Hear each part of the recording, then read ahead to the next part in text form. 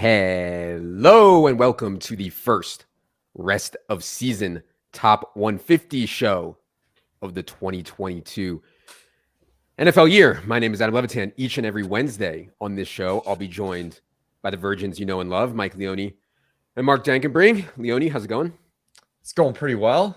I think I still owe you some money from week one, but you know, we're trying to be forward thinking here. I forgot about that. Yes. But now that you mentioned it, I have to say what it's for. Otherwise, people will be like, what are they talking about? No inside jokes. I said, if you want to take Cam Akers overs, you don't put them in. You just can, I can just be the book.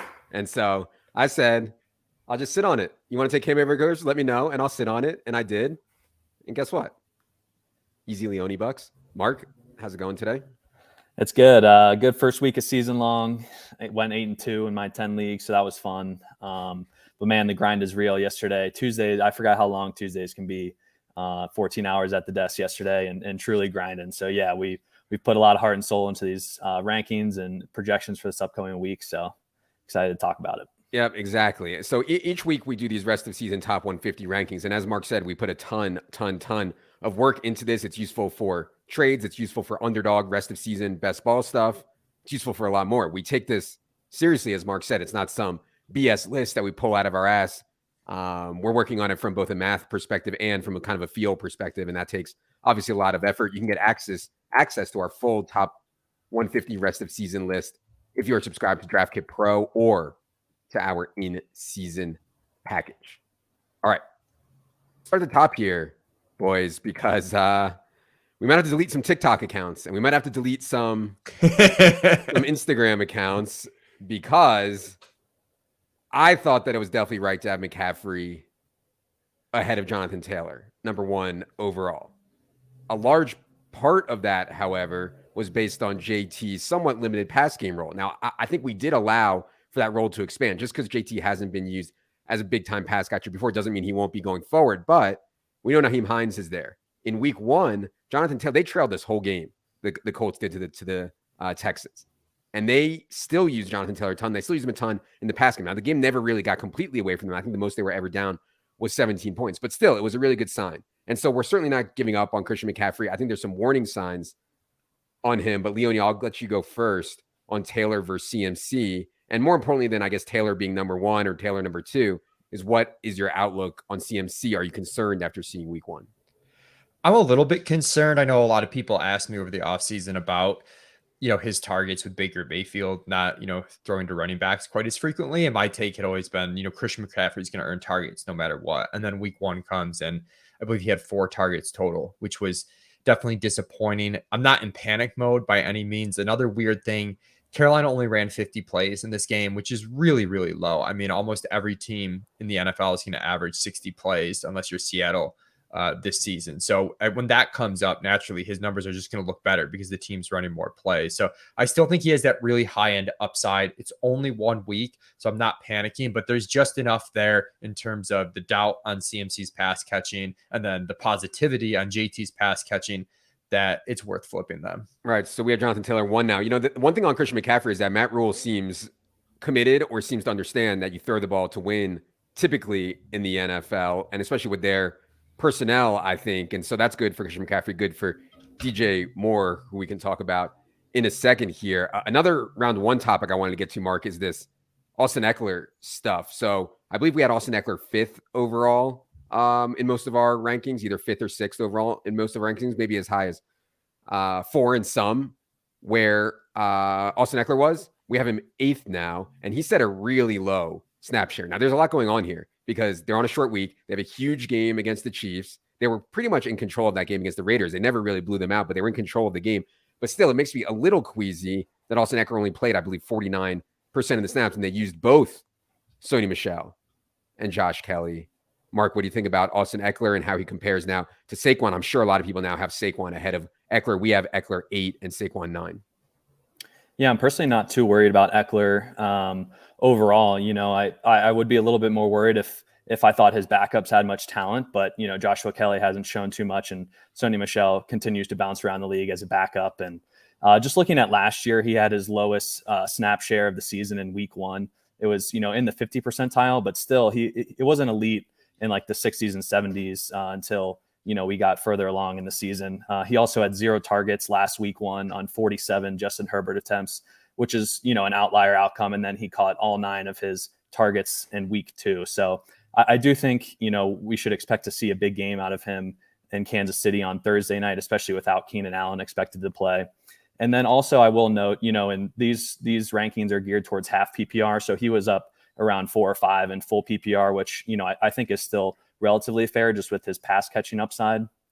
In terms of him versus Saquon, we talked about this in the Slack, and essentially we're just kind of leaning on the Chargers offense, and we're expecting them to score a lot more points throughout the season compared to the Giants.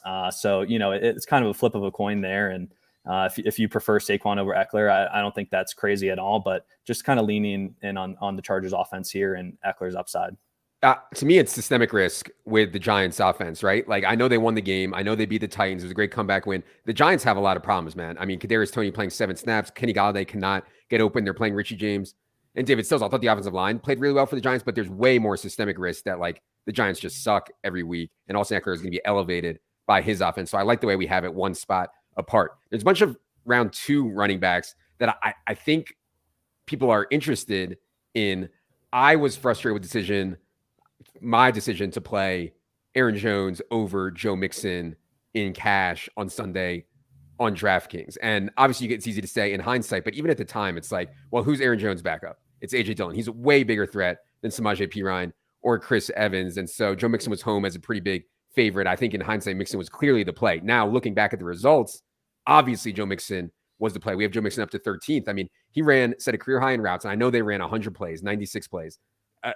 He set a career high in routes. He set a career high in targets. And even when they were doing a bunch of pass stuff, it wasn't all Perine. So it seems like they've corrected, in my opinion, that mistake that they've been making. So what do you think about Mixon versus Aaron Jones now, Leone? And then also I'd throw Kamara into the mix as a round 2 running back that I do have some concerns about. Yeah, it's tough for me on all these guys. I think the cases for Kamara and Jones was that they see these huge target shares, and targets are more important for running backs overall. And week 1 definitely brought that into doubt for both of those backs. And then Mixon was kind of the opposite, where we thought there was a lot of ceiling in terms of efficiency and rushing, but systemically, like, you don't want those guys that are just pure 2-down backs, and there's some positive stuff for him. So very quickly, we're making some changes by moving Mixon up the list ahead of those guys. I know for me, like, I have a lot of Aaron Jones, where I got him what I thought was a good price tag. If I were to redraft today, I don't think he's a 2nd rounder. I think he's more of a 3rd rounder. He got doubled up on carries by AJ Dillon. Dillon dominated the goal line situations, and Dillon saw more targets than him.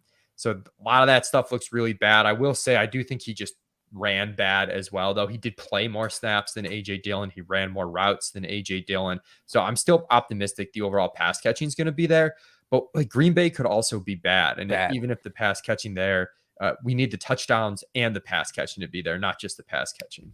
I'm a little worried on Aaron Jones too. I thought it was encouraging, at least, that Matt LaFleur came out after the game and was like, 8 touches or whatever Aaron Jones had is unacceptable, right? Like, completely unacceptable. And I think they know that. But yeah, AJ Dillon's a very talented dude, and we knew that coming in for sure. Another running back I think people have questions about is Travis Etienne, Mark, because I mean, it was actually looking okay for Travis Etienne in the first half. Like, he was ahead of James Robinson, and then he fumbled. And in the second half, James Robinson played, and James Robinson looked healthy. And like, James Robinson has been shoving it down my throat for I don't even know how long now, however long he's been in the league. I always underestimate this guy, and it's been a major blind spot. Now I thought he was dead. I was ready to write him off after the Achilles. 8.5 months off the Achilles, he comes back, and Travis Etienne touches the ball 4 times in an entire game, in kind of a shootout game against the football team. I refuse to call them Commanders, the football team. And so I'm a little worried on Travis Etienne. We've certainly knocked him down a lot. Mark, what do you think about where Travis Etienne is at now? We have him 52nd overall now. I believe we had him in the 40s at the end of the draft process. It's tricky for sure. We were not expecting Robinson to be this involved. As you mentioned, 8.5 months removed from the Achilles. So that's blow number 1. We honestly, the offseason reports were that Robinson was probably going to work in more on pass downs because he was a better pass protector and the Jags trusted him in that role. But he took over more of the rushing share. And we did see Etienne with, multiple targets, including an end zone target where he was wide open and Lawrence overthrew him. And then he dropped a pass on the 2-yard line that looked like he was going to have an easy path to get into the end zone. So obviously if he catches a touchdown, the week looks a lot better. The hardest part about doing these rankings is managing like how Etienne looks in week 2 versus the rest of the season. I still think there's a lot of upside for the rest of the season, and he's still a strong bet as, essentially a rookie running back coming in with a lot of upside, still has the pass catching upside. We saw that in week 1, still has, hopefully a connection with Trevor Lawrence.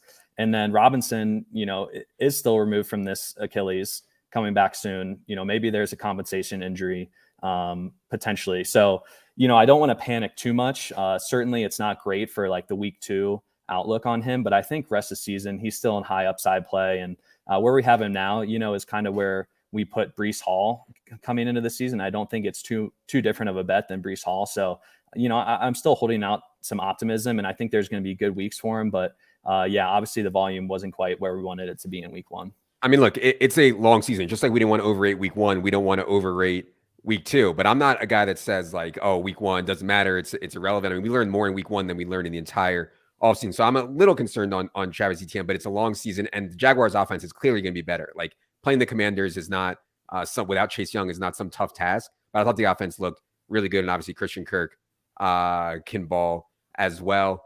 Let's get to the Dallas stuff, Leone. I was, if you guys watched the 2,500 underdog draft that we did, me, Dink, and Silva, we get there in round 5, and these idiots are pounding the table for Zeke. I'm like, if you guys take Zeke, I'm out. I'm not paying any money for this draft. Zeke looked good, man. Zeke looked good. But Dallas, no Tyron Smith. Then they lose Connor McGovern. They're starting guys I've never heard of at number 3 wide receiver. They're starting Noah Brown at number 2 wide receiver. You're banking on touchdowns with Ezekiel Elliott. And I'm not sure that it's going to happen. And now they lose that Dak. And I get that you couldn't have predicted that coming in. Now they lose Dak for roughly 2 months. What do you think about all the Dallas guys, Leone? Zeke, I don't think Tony Pollard could have had a worse week 1 run out.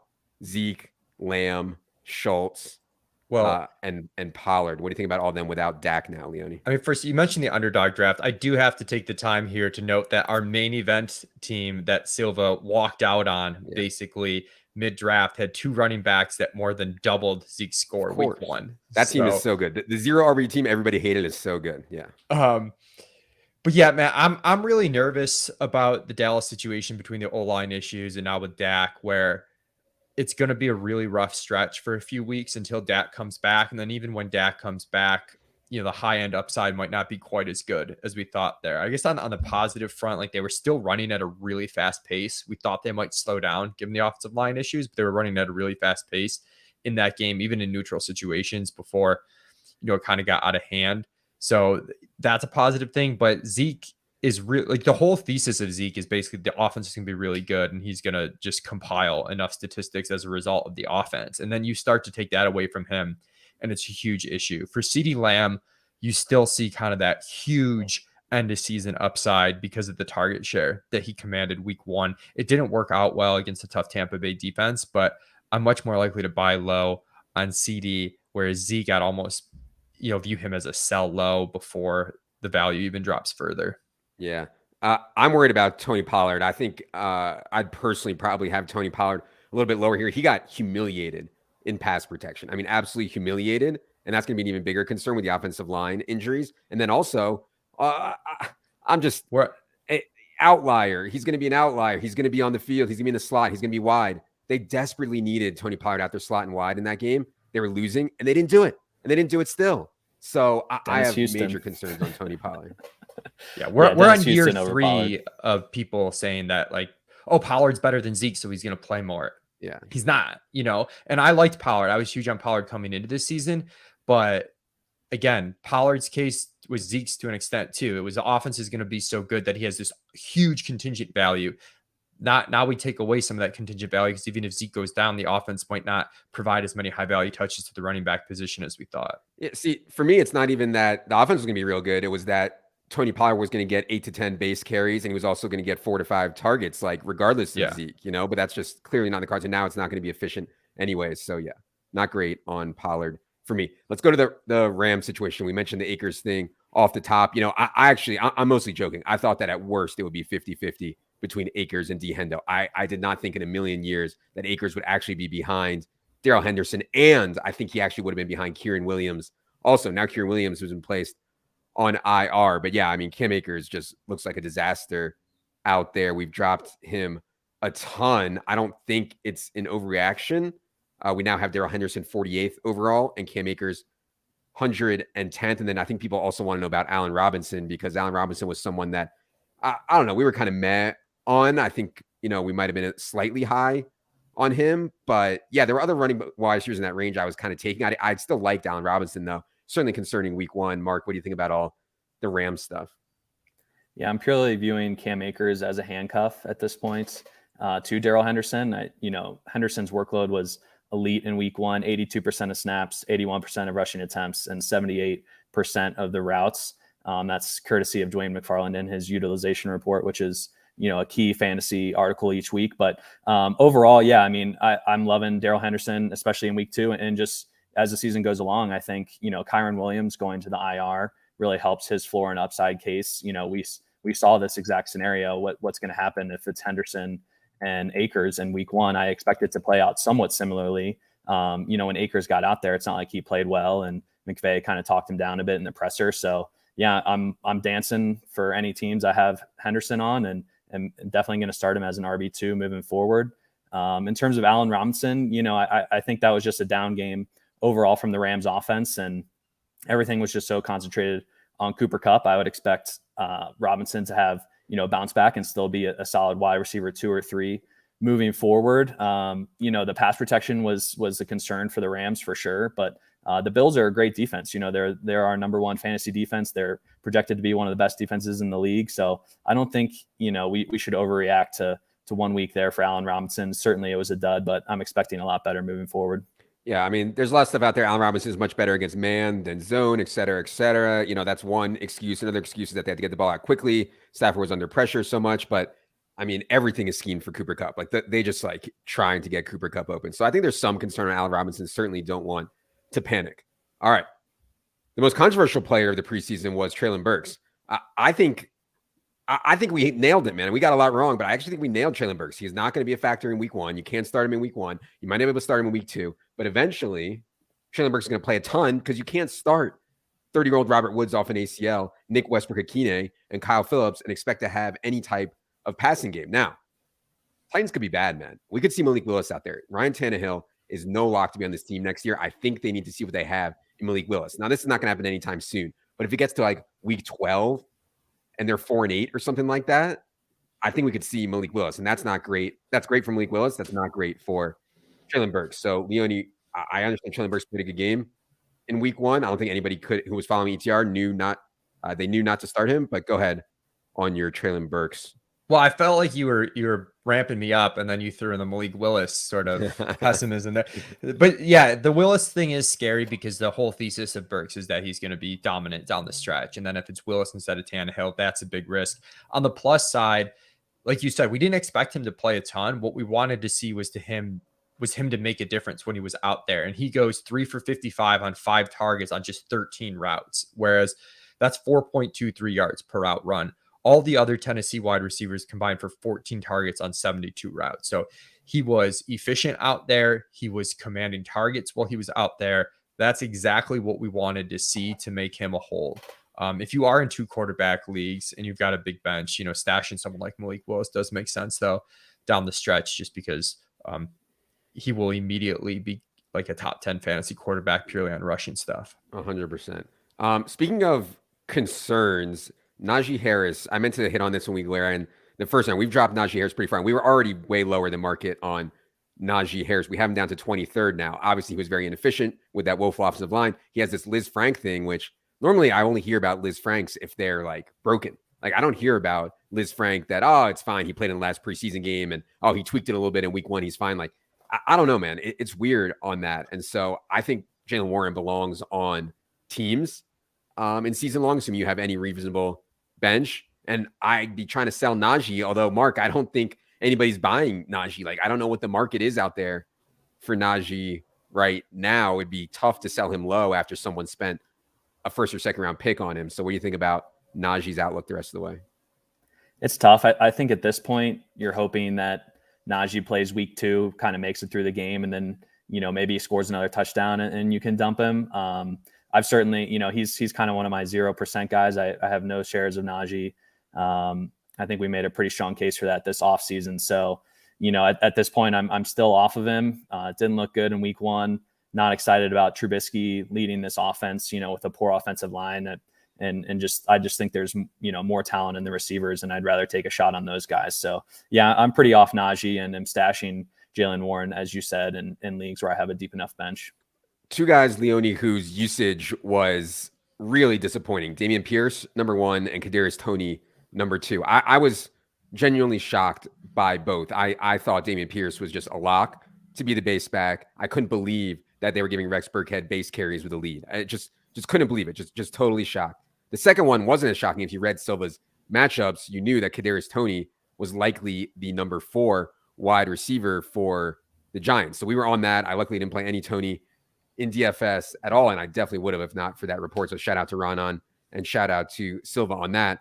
It's hard with this Toney stuff and Pierce stuff. You don't want to get too low on a guy because we want to bet on talent, but also it's scary right now. So how would you rank or how would you value Pierce and Toney the rest of the way, Leone? Yeah, Pierce is difficult because his draft stock towards the end got pushed up so much, basically on the basis that he would start the year with all the base volume and then could grow into a bigger role. And now he's not starting. He's unstartable right now, basically, is a problem. So I had someone in my Twitter comments ask me if they should trade Dameon Pierce for Juju Smith-Schuster. You can get a receiver like that. It's an absolute no-brainer. I think you do. Otherwise, though, you're definitely holding him, though. He's not a drop because he still is the younger back in a backfield that's basically just 2 guys right now. So there's still some upside here, as there is with all rookies as the year goes on. And the Texans were running at a pretty fast pace. They had a decent PROE. So I think there's some signs there that the offense maybe isn't as dreadful as we thought it would be. So I'm still hanging on to Pierce. And Toney, same thing. I mean, if you're in a shallow league, I guess he could possibly be a drop, but he reminds me a lot of Brandon Ayuk last year, where Ayuk out of nowhere was in the doghouse to start the year, eventually got that role back and was a pretty productive player down the stretch. I think Toney has a chance to be that player and even, make it down a little bit earlier than Ayuk did and a higher level than Ayuk did, just because there's not a lot of competition for him in terms of targets. Not all of us thought the Texans offense was going to be bad, buddy. You're talking to the number 1 Davis Mills, Pep Hamilton truther here. 20 points in 5 quarters. I said there's some signs that they might average 19 points a game. They got out 20-3 and just kind of tried to sit on it with Rex Burkhead. I mean, what did you think was going to happen? They were trying to sit on an entire half with Rex Burkhead as the feature back. It was so painful. All right, a couple more quick ones here. I want to talk about the Chris Godwin injury. I mean, shout out Penn State, man, but what for the heart for getting back. But why? You're going to be in the playoffs. Why do you have to rush Chris Godwin back? It's not the right thing to do to the kid. It's not the right thing to do for your team. Who made the call to put Chris Godwin out there in week 1? Because, yeah, he didn't hurt the knee. But then you get this compensation stuff, and it's just so tilting. Like, my whole thing on Godwin was like, don't overrate week 1, but all the signs are really good. He's going to get back in week 3 and just start smashing, And maybe it's a fluke. Maybe the knee is not why he hurt the hamstring or whatever, but he's going to be out a while, man. I mean, I could see them keeping him out for a while now, and that's obviously very impactful. Mark, how did you think about doing rankings for all the Bucs guys with Godwin now out? I don't know. I would say at least 3 weeks, if not more. Yeah, I would guess a similar time frame as well. I think it locks in Mike Evans as a second rounder. We saw him with another touchdown catch. He's easy to project as the highest target share guy in the Tampa Bay offense at this point. A lot of moving parts obviously around that. We have Julio, who I'm pretty excited about. Thankfully have some exposure with Leone, just saying to draft him all offseason when he was a free agent. Climbed up draft boards when he signed with Tampa Bay, and then he looked good out there in week 1. He ran the second most routes of any wide receiver behind Mike Evans, had a couple deep targets, and then had a near 20-yard ADOT. So love to see that from Julio. Also mixed in a couple carries. Seems like he's going to be pretty involved there. So I'm really excited about Julio moving forward. I think he's a wide receiver 3/4 and is startable in pretty much almost every league that you have 3 wide receivers. So I'm definitely the most excited about him kind of, compared to ADP. Again, think Mike Evans is a great play. And then Russell Gage was limited in practice last week with a hamstring. So we'll see if he, gets more snaps this upcoming week. He is a primary slot guy for them. So Godwin lines up, typically in the slot most of the time as well. So I think Gage, can be okay, but I'm definitely not starting him this week. Kind of want to see more out of it. And then, Lenny is, I thought looked amazing in week 1. The workload was awesome. Snap share, amazing. So super excited about him. And yeah, feel horrible for Chris Godwin.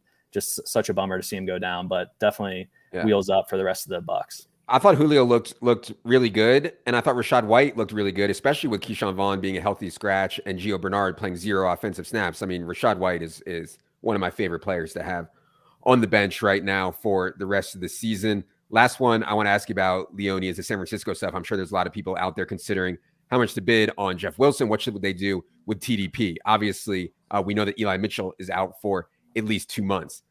I think they're going to give Debo, I think 6 to 9 carries a week for Debo. And then you get all these Trey Lance carries.